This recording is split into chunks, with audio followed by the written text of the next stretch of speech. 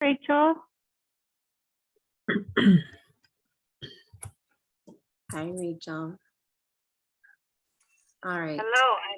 I'm almost at a place where I can enjoy myself here. Perfect. Perfect.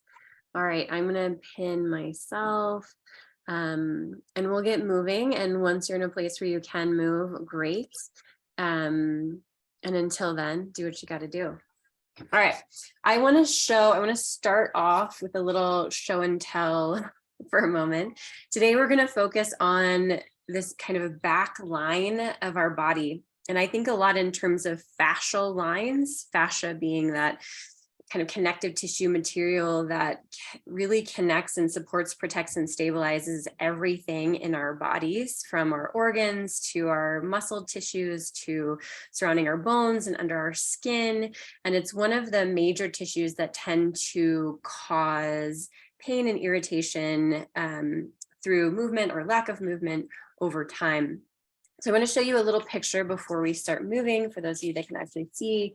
Let's see if I can get this clear enough. So this is just from a book called Anatomy Trains, which is a really beautiful textbook and has lovely actual dissections of this fascial line. But here's a lovely illustration in case you're a little squeamish about the real deal. So this actually comes in front of the eyebrows, this fascial line all the way down. And we've got through the neck, along the spine, through the backs of the legs, hamstrings, calves, and even under the foot is this line. And if we think of these lines as something like this sweater, if we are wound up and tight in one spot, that's going to be pulling along the whole line. You're going to have less movement. If I free one spot, that creates freedom along the whole line.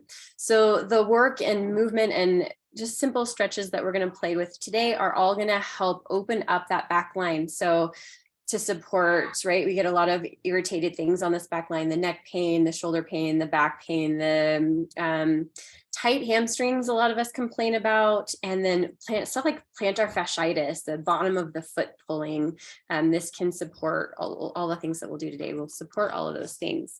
So I want to start with, as usual, this idea of little assessments where you know where you're at for the day. So if you're sitting, a lot of us, I'm guessing, are sitting. I want you to play this game of sitting tall and finding your sits bones. We played with this the other day, right? So you could sit behind your sits bones and you can kind of perch up on them and get in front of them.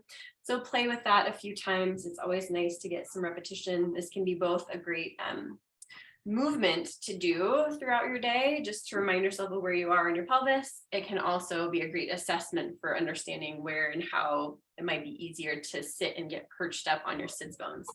So once you've played with, I am back behind my sits bones, up and over, to I'm too far forward and crunching my low back. See if you can find a nice happy medium where you're not sagging back and you're perched up on your sits bones. And I want you to just notice how relaxed and easeful this feels, or not. Hi, Nicole. So sometimes this feels like, oh man, it's hard work to stay perched up on there. It's just hard. And that's a lot of times if that back line is crunched up or overworking in general, it might be hard to feel like, oh, this is easy. This is where I hang out all the time. For a lot of us, it's not. So notice that. And then go ahead and stand up if you have room to stand. If you're in a space where you could stand up and do that quick assessment, standing on your own 2 feet, and just notice where you feel like your weight is on your feet. And just kind of hanging out and doing a side stance, because a lot of the issues that we have are kind of in that back line are going to tip us forward, back, side, and side to side. So notice standing on your feet where your weight is. Do you feel that idea that we will constantly talk about of stacking your bones with ease? Or does it feel like there's a couple things that have to kind of work hard? Maybe your feet, if your weight is in your toes, your feet have to work hard, and that plantar fascia is going to be overly worked. Notice if you're gripping your quads and fronts of your thighs, if your knees feel like they're gripping and lifted, that's another sign that we're kind of having to overwork just to stand. Notice your glutes. Ideally, they're relaxed in these early times, in these early assessments. But a lot of you, they're not going to be relaxed. They're going to be squeezed together, holding on for dear life. Then you might notice shoulders. A lot of us, to have good posture, we'll squeeze our shoulder blades back and kind of crunch our back space. So just notice where you feel tension in that space. And then this is probably the trickiest one movement to share. This first one that I'm going to share is requires something. So I'm going to give you a million different things you might be able to find in your home or in the office. I'm using this half dome. You could use a rolled up yoga mat. You could use a couple thick books stacked up. If you're comfortable putting books on the floor, you could use a couple pillows stacked up. But we're looking for something that you can place under the front of your foot. Any of other things you'd have in the office, a couple binders that you're comfortable putting on the floor. Shoes for some of you, if you have thicker boots, or you could put both shoes together and kind of just something to get the front of your foot elevated. And so I'll show you on my half dome, but you're going to have to get creative and find something in your office or space where you're at that gets your foot up. And then for some of us, this is as far as you get to go, right? The other foot is kind of off and hanging out. I want you to feel like you can stand up. Straight can be a loaded word for a lot of people. Like straight doesn't mean puffed up chest, but just make sure your hips aren't forward or they're not back behind you. You're just kind of stacked. You're just stacked. And we're getting this stretch just on one foot. You might feel the back of the calf getting a little stretch here. Well, I'll leave it this, even though my head's cut off a little bit. It's good that you see the feet. And then as we hang out here, so still same foot, as we hang out here, you can start to creep the other foot forward if you have room to do so. Eventually, we want to get that other foot out in front of that object a little bit more. So, or in front of your other foot, being able to stay tall. I'm not there yet on this side because of a surgery I had over this summer. I've had a lot of nerve issues and nerve damage from that. So I'm still baby stepping my way to a more full range of motion here. And so just like I showed you in the picture, this is a pull on the very end of that whole back fascial line. So even something like this gets kind of a whole body support. You're going to help support your neck. We'll do more to get more specific with your neck. But this already can help support your neck. Just the act of kind of giving the bottom of that fascial line a pull. And then let's step off. So we stay there for quite some time. Step off, just stand on your own 2 feet. Don't do the other foot quite yet. Just get a feel, right? That standing, feel a difference in one foot and the other, in one leg or the other. The side that we just opened up, it might feel more stable, some people say, or you could feel like your weight is a little bit further back. You don't have to be into your toes. It might feel more stacked, more grounded, more open in some small way or some large way, right? So if you feel a different side to side, that's a big deal. You can do the same thing on the other side. And if it doesn't feel like much, or if when you step, it's kind of an easy already up and over, you might want to find something that's a little bit higher. So if you're using like one pillow and you're kind of squished down and you don't get much of a pull, you might want to go for more, just a little bit more. So just play, start wherever it's decently comfortable. You do want some weight on that heel. So whatever side you have your toes elevated, you want to be able to like have some weight and support down into that heel. And again, you just hang out there. This is your habit for the week. It's called the calf stretch.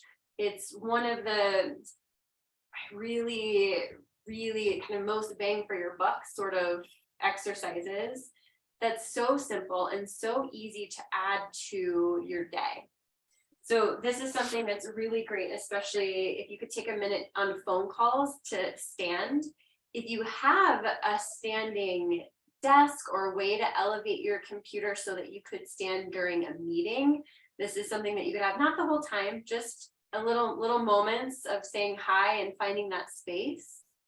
It can be amazing. Maybe you just have one quick phone call to make, and so you have something in your office space that you can use this to do this. Maybe you bring something in from home. A rolled up towel or blanket is really nice to have around. Something simple, rolled up yoga mat, towel, blanket. A yoga block tends to be a little high, but there's some shorter ones that you could use. They have these little half domes. So super easy. If you're doing it at home, you could have something at home while you brush your teeth, something sit on the countertop. rolled up towel that you just put down on the floor as you're brushing your teeth morning and night would be amazing, an amazing addition, although it's also a great addition for taking a break from sitting. So stand, once again, 2 feet, you've done both sides. Notice again, that standing assessment, is it a little easier to let go in your quads or your glutes? Maybe not yet. Is it just a little bit easier to feel like you might be stacking your bones rather than working so hard? Maybe there's a little ease in the way you're resting into your feet, right? So just notice all that and see how that feels. And then let's review a couple of the other things that we started last week. So if you were doing and playing your homework for last week, hi Kelly, hi Paula. Let's review last week's exercise, which that's the idea of the happy hamstring desk stretch, which I'm going to use my chair instead of a desk because the computer's on the desk right now. All right, so it's the idea of hands on desk, chair, sink, the sink in the break room. I have a sink down here. I just pulling your hands on the sink and pulling back. It's a great one. But it's the idea of, it doesn't matter where your feet are. They can go narrow, they can go wide, all of the above. But that idea of being able to pull back and open up your hamstrings. You can do this with just your forearms on something, right? But the idea is opening the tail a bit and getting those sits bones off the hamstrings, right? So you have the hamstrings down here, sits bones right at the bottom of your pelvis.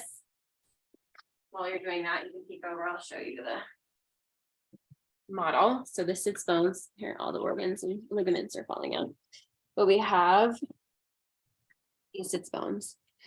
And the hamstrings are attaching back here. So you want them to kind of lift up and away from those bones. Okay. So that's another way to get more length in the back body, specifically now hip to heel. Okay, so it's another addition to that calf stretch to ask for more space where we tend to lose it throughout the day. Right, so there can be a shift side to side, there can be a bending and really opening the tail and straightening. There can be a one bend and the other straighten. You could be on your hands, on your forearms. You could be really long and add that idea of opening up your ribs here as you shift side to side. You can play with feet wide or narrow. Love a good wide feet. Hips could be straight to go side to side, or knees could be straight, knees could bend. So many possibilities. And on purpose with this one, I'm not going to be super bossy with how you do it. Just take the idea of creating space of lift from your sits bones up and off your hamstrings and play with it in any room, any space. Any place that you feel comfortable hanging out with your butt back behind you, which may not be every space, but hopefully you can find one. All right, so that's a review. If you haven't started bringing that into some everyday space for yourself, I highly recommend giving that a whirl. Again, spaces for that, we talked about transitions. I'm getting up, I'm about to sit down to do something. The desk can be a perfect kind of like, it's like a zigzag pathway to get up to do your next thing. So I zigzag, I get up, I hang out, I do my thing. Maybe it's only 10 seconds. Maybe it feels really nice and you end up spending a couple minutes there. Great. Either way. All right. Next one, going up a little higher to your neck. So we worked on the bottom, we worked on the back space of the legs. We're going to skip this part of the spine for a second and head up to the neck. Where we tend to lose space is way up high here. So just feel the base of your skull. You can kind of massage there, way up high. You see how far the cervical spine goes, right? See how high that movement is? That's where we tend to lose space. So try this one. With that sensation, almost imagine you could hook a little string from back here, way up high there, not down low. Way up high, hook a string there, imaginary string on both sides. And you're going to imaginary string, kind of hook that to the ceiling and let your chin fall to your chest not collapsed, right? And collapse the whole thing, but think about that strings again. Chin falls toward the chest, but pick up the strings and just take a few breaths there. We'll hang out there. So there's a slight idea of kind of being pulled up, but still falling chin to chest, or chin to higher than chest almost, right? Chin to throat. Not that you're pushing, you're just letting it fall. If that feels reasonable for you, right? Listen to your body. Just feeling good. And just hanging, breathing. You can imagine breath opening up that space. You could look down, same idea, like you're looking down into your right pocket, but with that, then the left side almost gets pulled up a little bit more.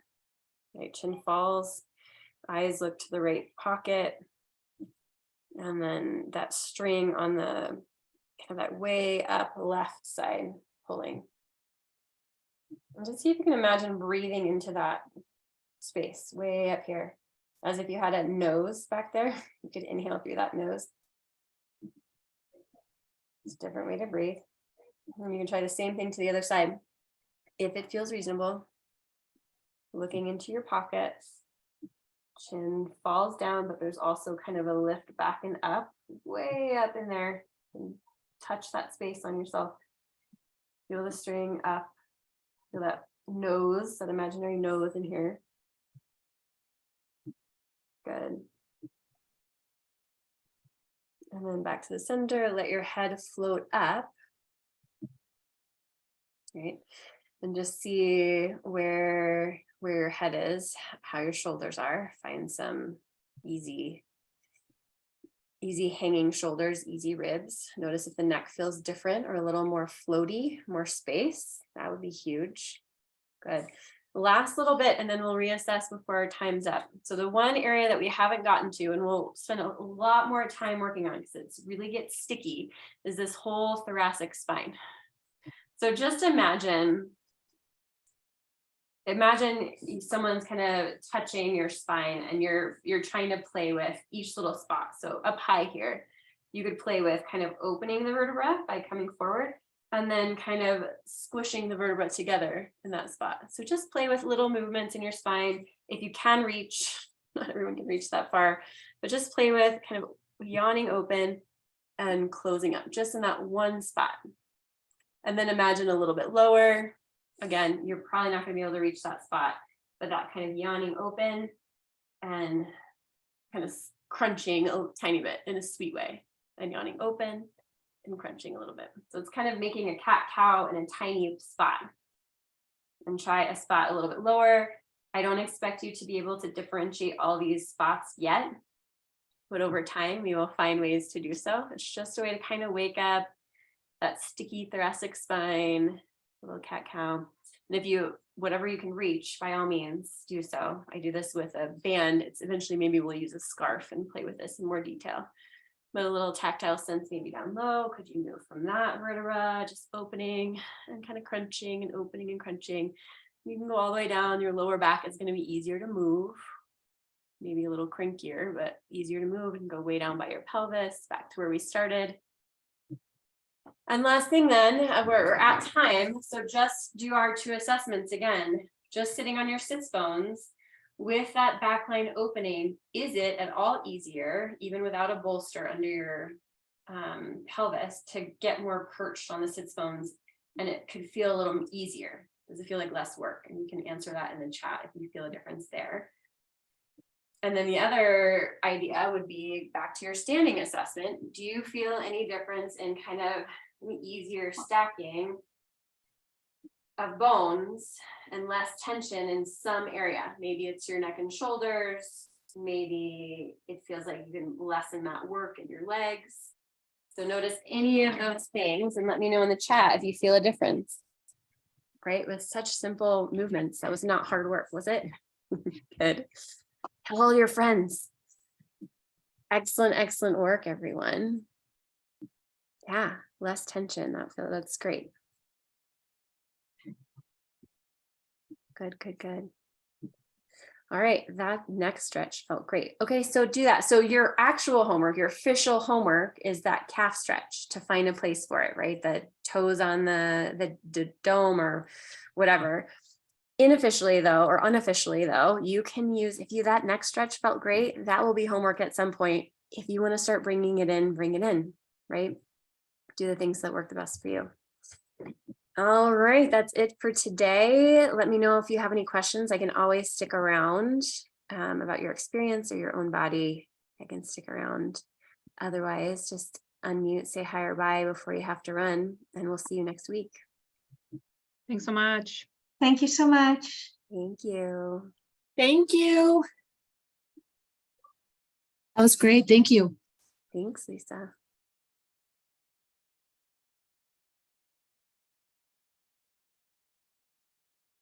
Sorry, I couldn't unmute to say thank you. Have a good week. Oh, perfect. Thank you so much, Diane. You too. Bye. Bye.